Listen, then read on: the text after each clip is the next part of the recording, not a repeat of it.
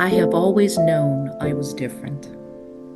Growing up in Kansas City, Missouri, in a two-parent home whose lives were shaped by the Jim Crow South, I was surrounded by reminders of ruin, despair, and limitations. At the bottom of the hill from where I lived sat a man named Bustard, often inebriated, his days spent on the ground through all four seasons. To many, he represented hopelessness. To me, he represented the outcome I refused to accept. I fondly recall that I was the oddball, a fish out of water, imagining a better future. My father had, at most, an eighth grade education.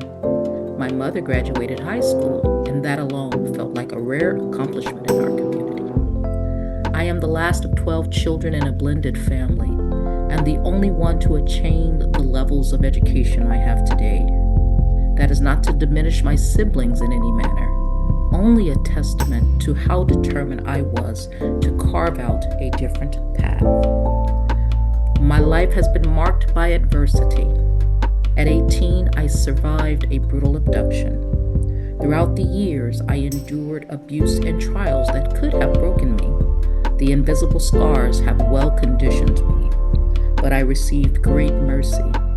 My faith in the Lord became and is the anchor of my salvation, my survival, and the foundation of my purpose. It was also the compass that directed me toward my calling, helping others achieve gainful, meaningful employment.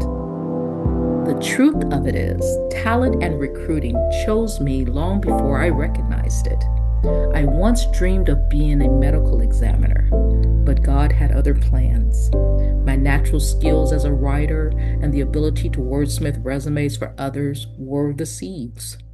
What sprouted was a passion, not just for placing candidates, but for elevating many lives.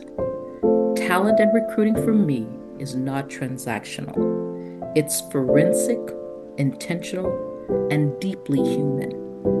Each person has their own unique story, and every role its own purpose. You do not successfully hire thousands of people on a whim, pushing resumes, crossing fingers, and hoping one is a winner.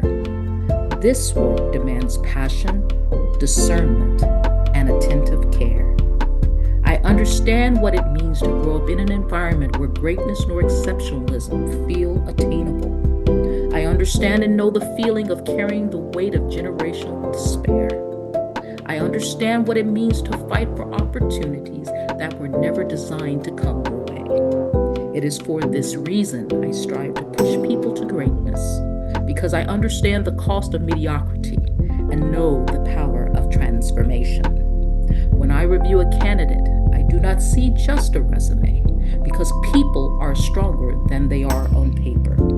What I envision is potential. What I envision is legacy. I envision a person who deserves dignity in the hiring process, clarity in opportunity, and a fair shot at winning.